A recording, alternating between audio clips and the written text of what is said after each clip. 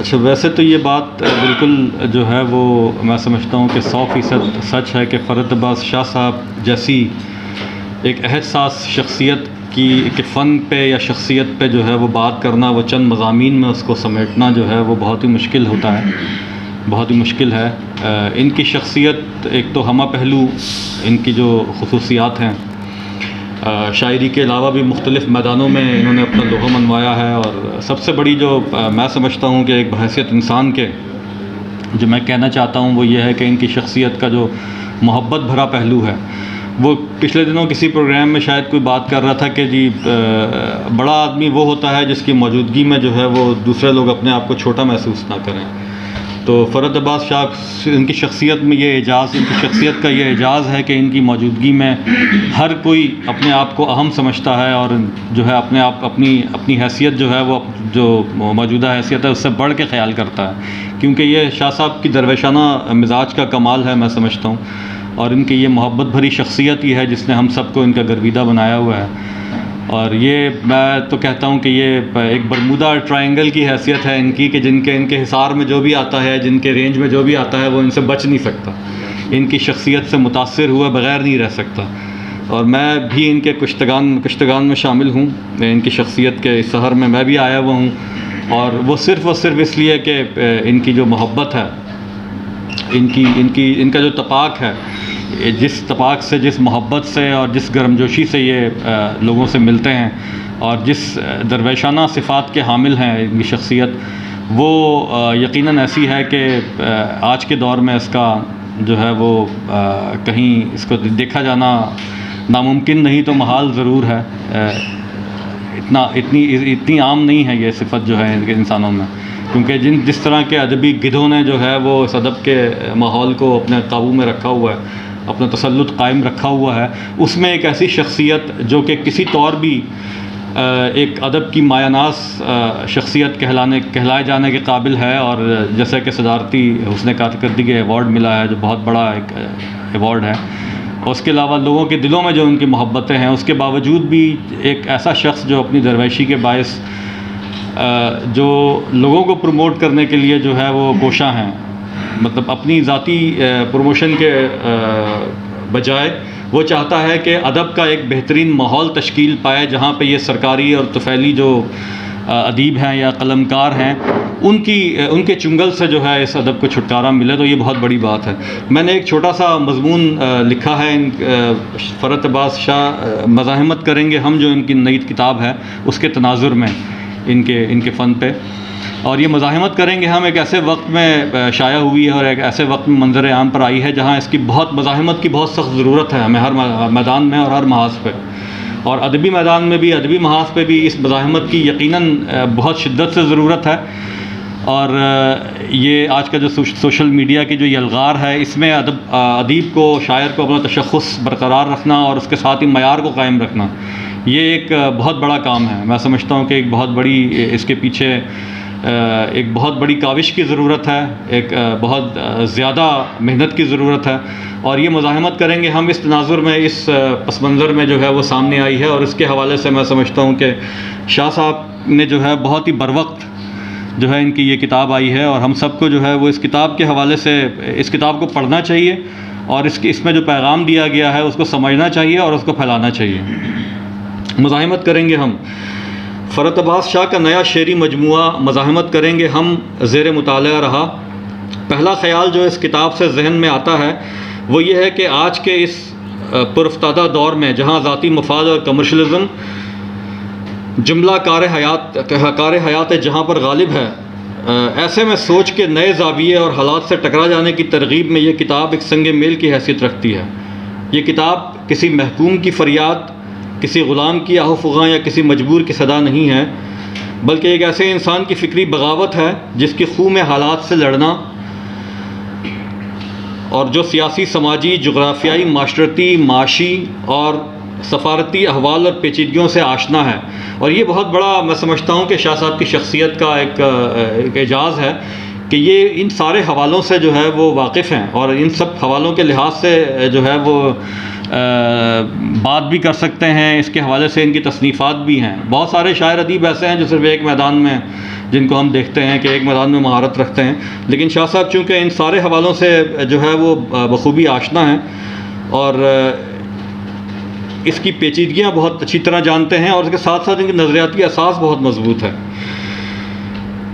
وہ قوم کی فکری تربیت کے امین ہیں اور اپنی اس ذمہ داری کو نبھاتے ہوئے انہوں نے یہ شاہکار تخلیق کیا ہے. مزاحمت کی آگ جو ہر شے کو جلا دینے کی صلاحیت رکھتی ہے، اس کو ادب کے پیرائے میں ڈھال کر کارآمد بنایا ہے، اور اس آتش مزاحمت سے صرف اتنی حدت کشید کی ہے جو تربیت کے لیے فائدہ مند ہو اور جو انسانی سوچ اور قومی فکر کے نئے زاویے طے کرے. آج جب دشت ادب میں چار سو رخ یار کے قصے، ہجر و وصال کی شرر بیانیاں، قمر و قمر کے سلسلے اور محبوب کے لب و عارض کے رنگ موضوع گفتگو ہیں، وہاں اس بات کی ضرورت تھی کہ قوم کو آئینہ دکھایا جائے، نوجوانوں کو وہ سبق یاد دلایا جائے جس کا آغاز حضرت اقبال نے کیا تھا. ان حالات کو اجاگر کیا جائے جس سے شکست کھا کر ہمارا ادیب اور شاعر اپنی سرزمین چھوڑ کر دیار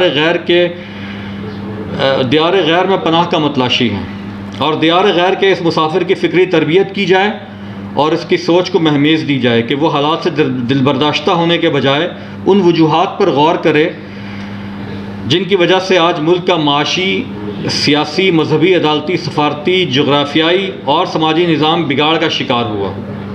ان خفیہ ہاتھوں کو بے نقاب کیا جائے جو اس سارے گورکھ دھندے کے پیچھے ہیں. اور مجھے بہت خوشی ہے کہ اس ذمہ داری کو محسوس کرتے ہوئے